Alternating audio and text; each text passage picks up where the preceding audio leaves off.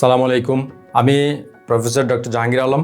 আজকে রিবার কাপলার সম্পর্কে আপনাদেরকে বিস্তারিত জানাবো। রিবার কাপলার হচ্ছে এমন একটা জিনিস যেটার মাধ্যমে আমরা রডকে জোড়া দিতে পারি। তাহলে আপনারা প্রশ্ন করতে পারেন, রড তাহলে এখন কিভাবে জোড়া দেওয়া হয়? আসলে আপনারা দেখবেন যে কনস্ট্রাকশন সাইটে বা বিল্ডিং কনস্ট্রাকশন হচ্ছে এরকম জায়গায় গেলে আপনারা দেখতে পাবেন যে দুইটা রড এরকম ওভারল্যাপিংয়ের মাধ্যমে জোড়া দেওয়া হয়। এই জোড়া দেওয়ার জন্য আমাদের যেই কাজটা করতে হয় সেটা হচ্ছে যে এই ওভারল্যাপিংয়ের যে লেংথটা অর্থাৎ ল্যাপিং লেংথ, এইটা রডের সাইজ বাড়ার সাথে সাথে এটা বেড়ে যায়।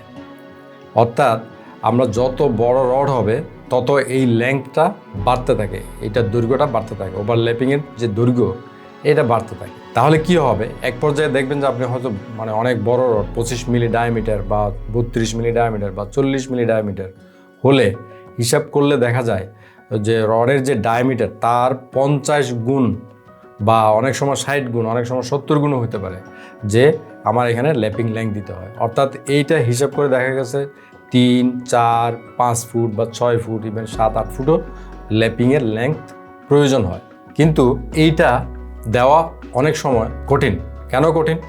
কারণ হচ্ছে আমাদের কলামের মধ্যে বা বিমের মধ্যে কোন জায়গায় ল্যাপিং দেওয়া যাবে, জোড়াটা দেওয়া যাবে, সেটার একটা স্পেসিফিক জায়গা আছে।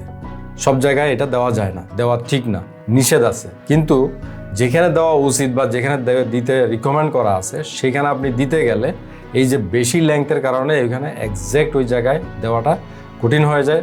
রডের ওয়েস্টেজ হয়, রড কাটা পড়ে, কেটে 3, 4 ফুট 5 ফুট রড ফেলে দিতে হয়, যার কারণে আমার প্রচুর পরিমাণে অপচয় হয়, রডের ওয়েস্টেজ হয়। রড হলো সবচেয়ে দামি ম্যাটেরিয়াল। এই দামি ম্যাটেরিয়ালটা যেহেতু অপচয় হচ্ছে, এই অপচয়টা রোধ করার জন্য আমাদের যে ম্যাটেরিয়ালটা, সেই ম্যাটেরিয়ালটা হলো রিবার কাপলার। রিবার কাপলারের মাধ্যমে কি করা হয়, এইভাবেই রডটা জোড়া দেওয়া হয়। এইভাবে যখন রড জোড়া দেওয়া হয় সেইখানে এই দুই রডে পেঁচ কাটা হয়। পেঁচ কাটার মাধ্যমে এখানে একটা স্পেশাল টাইপের নাট, রিবার কাপলার আসলে আর কিছুই না, স্পেশাল টাইপ অফ নাট, এটা দুই রডকে জোড়া দেয়। এখন আপনাদের প্রশ্ন আসতে পারে যে এইটা কি সেফ কিনা? হ্যাঁ, এইটা ইন্টারন্যাশনালি সব দেশে এটা ব্যবহার হচ্ছে এবং এটা রিসার্চ করে এটা বের করা, এটা এক্সপেরিমেন্ট করা, এটা টেস্ট করে প্রমাণ করা যায় যে এটা কাজ করে। এবং ধরেন আপনি যখন কিনবেন এটা কেনার পরে আপনি বুয়েট বা অন্য যে কোনো ইউনিভার্সিটিতে টেনসাইল লোড টেস্ট করে এই রিবার কাপলার কি ঠিক আছে কিনা সেটা বুঝে নিতে পারবেন।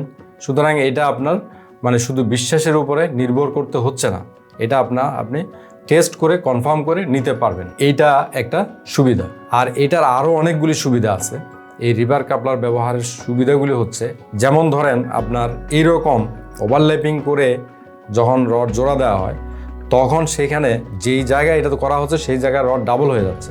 ডাবল হইলে আমাদের যে রড, একটা রড এবং একটা রডের মাঝখানে যে ফাঁকা জায়গাটা, সেই ফাঁকা জায়গাটা দরকার কনক্রিট ঢোকার জন্য। তাহলে অনেক সময় দেখা যায় কনক্রিট ঢোকার এই পথটা বন্ধ হয়ে যাচ্ছে। কনক্রিট যদি ঠিকমতো ঢুকতে না পারে তাহলে আপনার টোটাল বিল্ডিংয়ের কোয়ালিটি খারাপ হচ্ছে এবং ভূমিকম্পের সময় সেখানে তাড়াতাড়ি ফেল করে যাবে, অর্থাৎ ওই জায়গা থেকে ফেলিউরটা শুরু হবে। তারপরে আরেকটা গুরুত্বপূর্ণ পয়েন্ট, সেটা হচ্ছে যে বিম কলামের যে জয়েন্ট, এই জায়গাতে গিয়ে আমাদের সবগুলি রডেরই আপনার বিমের রড স্পেশালি মাটাম করতে হয়। মাটাম করা হচ্ছে যে এরকম এল ব্যান্ড করতে হয়, এলের মতো করে ব্যান্ড করে দিতে হয়। এই এলের মতো করে ব্যান্ড করলো এবং কলামের মধ্যে রিং পরাইতে হয়। এই দুইটা কাজ করতে গিয়ে মিস্ত্রিরা ঝামেলার মধ্যে পড়ে যায়, সহজে এটা মিলাইতে পারে না। তারপরে হয় ওরা কলামের রিংটা বাদ দেয় অথবা এল ব্যান্ডটা বাদ দিয়ে দেয়।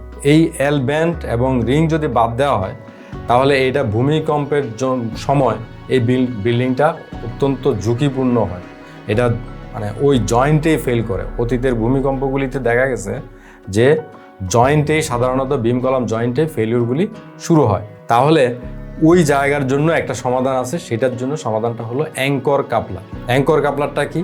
আমার রডটা যাবে, সেখানে আমার এভাবে ব্যান্ড করার দরকার ছিল, সেই ব্যান্ড আমি করব না করে রডটা সোজা থাকবে, সেখানে আমি একটা অ্যাঙ্কর কাপলার বসাই দেব, যেটা মাধ্যমে সে ওই ব্যান্ড করার যে ফ্যাসিলিটিটা, সুযোগটা বা বেনিফিটটা সে এটার মাধ্যমে নিয়ে আসবে। তাহলে এইটা হচ্ছে আমাদের অ্যাঙ্কর কাপলার। তাহলে আমি 2 প্রকার কাপলার আপনাদেরকে পরিচয় করাই দিলাম। একটা হচ্ছে রিবার কাপলার, আর একটা হচ্ছে অ্যাঙ্কর কাপলার। এই দুইটাই ব্যবহারের কারণে আপনার একদিকে যেমন কাজের মান ভালো হচ্ছে, আরেকদিকে আপনার রডের ওয়েস্টেজ কমতেছে, আবার আপনার এই যে ল্যাপিং লেংথের কারণে যে অতিরিক্ত রডটা সেটাও বেঁচে যাচ্ছে, এবং আপনার যেই কোনো জায়গায় বেশি অর্থাৎ আপনার জয়েন্ট দেওয়ার জায়গাটা বেড়ে যাচ্ছে, মানে আপনার স্বাধীনতাটা বেড়ে যাচ্ছে। তাহলে আপনার বিল্ডিংয়ের কনস্ট্রাকশনটা ভূমিকম্পের ঝুঁকি থেকে মুক্ত করার জন্য এই রিবার কাপলার এবং অ্যাঙ্কর কাপলারের বিকল্প নেই। তবে কথা আছে, এটা আপনার 10 মিলি 12 মিলি রডের জন্য খুব বেশি উপযুক্ত না, বা এটা দিয়ে কস্ট সেভিংস হয় না। 16 মিলি থেকে শুরু করে উপরের গুলিতে 16 মিলির জন্য খুব বেশি কস্ট সেভিংস হয় না। 20 মিলি থেকে শুরু করে বা 16 মিলির জন্য ব্যবহার করা যায়, কিন্তু 20 মিলি থেকে শুরু করে 20 মিলি 25 মিলি 32 মিলি 28 মিলি বা 40 মিলি রড যদি হয়, এরকম রডের ডায়ামিটার যত বাড়তে থাকে তখন রিবার কাপলার ছাড়া কোনো বিকল্প নেই এটা। এবং কিছু কিছু কোড আছে যেখানে বলা আছে রিবার কাপলারেই ব্যবহার করতে হবে এই সমস্ত ক্ষেত্রে। আপনার রিবার কাপলার আপনি নেওয়ার পরে এটা যদি বুয়েটে বা যে কোনো জায়গায় টেনশন টেস্ট করতে পাঠান, তাহলে আপনি বুঝবেন কিভাবে যে আপনার রিবার কাপলারটা কোয়ালিটি ঠিক আছে। এটা বোঝাটা খুব সহজ। আপনি যদি দেখেন যে রিবার কাপলারটা যেই জায়গাটায় জোড়া, ঠিক সেই জায়গায় যদি এটা ফেল করে, তাহলে বুঝবেন যে রিবার কাপলার এটা কোয়ালিটি সম্পন্ন না। যদি দেখেন যে রিবার কাপলারের জায়গায় এটা ফেল করলো না, ফেল করলো রডের মধ্যে, অর্থাৎ এটা যখন টান দিল ফেলিওরটা মানে ব্রেক করলো, ছিঁড়ে গেল কোন জায়গায়, রডের জায়গায়, তাহলে বুঝবেন যে এটা রিবার কাপলারের কোয়ালিটি ঠিক আছে। এটা হচ্ছে রিবার কাপলার টেস্ট করে বুঝে নেওয়ার একটা কৌশল। প্রশ্ন আসতে পারে যে রিবার কাপলার কখন বেশি লাভজনক। এটা অলরেডি আমি বলেছি যে আপনি যদি 16 মিলিমিটার ডায়া বাইরের জন্য ব্যবহার করেন, এটা কোয়ালিটির জন্য ভালো, ঠিক আছে, কিন্তু এটার জন্য খুব বেশি আপনার সাশ্রয়ী না বা লাভজনক না। কিন্তু 20 মিলি 25 মিলি 32 মিলি এরকম ডায়ামিটার যত বাড়বে, এই কাপলার ব্যবহারের লাভটাও তত বেশি, অর্থাৎ রডের ওয়েস্টেজ তত কমে। আর রিবার কাপলার কখন ব্যবহার করা বাধ্যতামূলক, ইন্টারন্যাশনাল যে বিভিন্ন কোডের মধ্যে এটা বলা আছে যে যখন রডের ডায়ামিটার 36 মিলিমিটার বা তার বেশি হবে, তখন রিবার কাপলার ব্যবহার করা বাধ্যতামূলক। এছাড়া আপনার আর কোনো অপশন নাই।